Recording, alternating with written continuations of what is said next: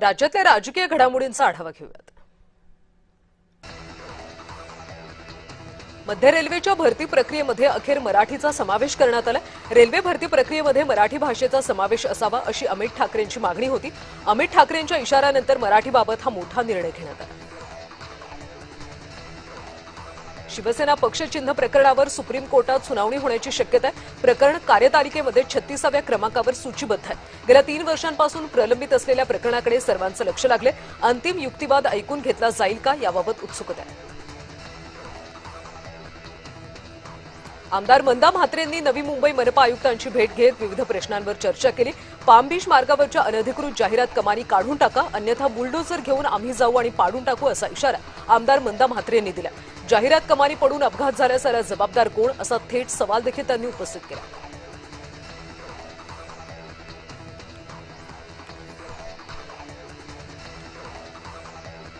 मिठी नदी गाळ उपसा प्रकरणातल्या मुख्य आरोपी केतन कदमला मुंबई उच्च न्यायालयाकडून जामीन मंजूर झाला। 65 कोटी रुपयांच्या घोटाळ्याची ईओडब्ल्यू कडून सखोल चौकशी सुरू आहे। गाळ उपसा प्रकरणात बीएमसी अधिकारी ठेकेदारांच्या संगनमताचा आरोप आहे।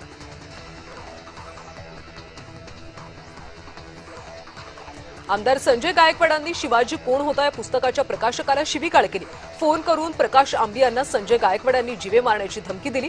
ही ऑडिओ क्लिप व्हायरल होत असून आमदार संजय गायकवाड यांनी ऑडिओ क्लिप त्यांचीच असल्याची कबुली दिली। उपमुख्यमंत्री एकनाथ शिंदेंनी पक्षातल्या मंत्र्यांना संपर्क प्रमुखाची जबाबदारी दिली। प्रत्येक मंत्र्याकडे 2 जिल्ह्याची जबाबदारी असणार। शिवसेना पक्ष वाढीसाठी आणि संघटन मजबूत करण्यासाठी हा निर्णय घेण्यात आला।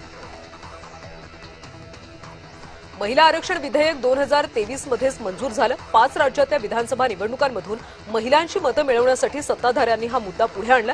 काँग्रेसनं नेहमीच महिलांचा सन्मान केला, महिलांना राजकारणात स्थान दिलं असा दावा शोभा बच्छाव यांनी केला। विधान परिषदेवर भाजपच्या इच्छुक उमेदवारांच्या नावांवर चर्चा झाल्याची माहिती आहे। कोर कमिटीनं निवडलेली नावं दिल्लीला पक्षश्रेष्ठींना पाठवली जाणार आहेत।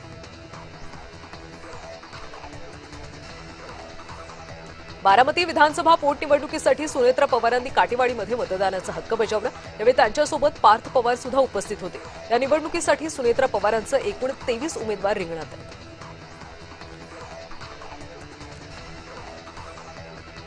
बारामती पोटनिवडणुकीसाठी मतदान प्रक्रिया पार पडते। बारामती मतदानासाठी सकाळपासून बाहेर पडतात। राष्ट्रवादी काँग्रेसनं सुद्धा मतदारांना मतदान करण्याचं आवाहन केलं।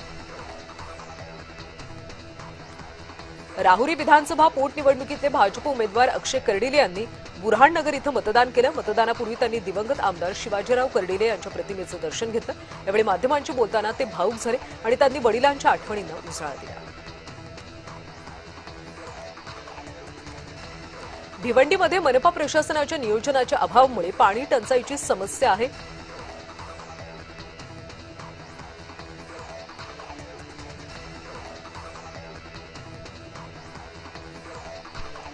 15 दिवसात पालिकेने श्वेतपत्रिका प्रसिद्ध करावी। पाणीपुरवठा सुरळीत न झाल्यास पालिका प्रशासनाविरोधात उग्र आंदोलन केलं जाईल असा इशारा आमदार रईस शेख यांनी दिला।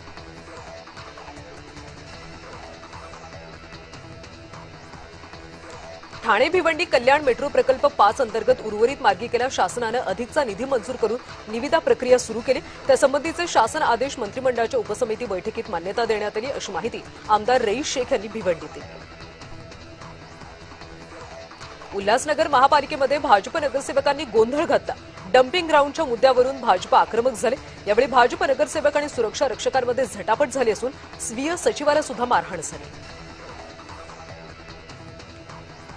नागपूर महानगरपालिकेच्या सर्वसाधारण सभेमध्ये सुरक्षेचा प्रश्न पुन्हा ऐरणीवर आला। नगरसेवकांसोबत कार्यकर्ते, मित्र आणि नातेवाईक सभागृहात पोहोचल्यानं गोंधळ निर्माण झाला। सुरक्षा रक्षकांचा डोळा चुकून समर्थकांनी सभागृहात प्रवेश केला।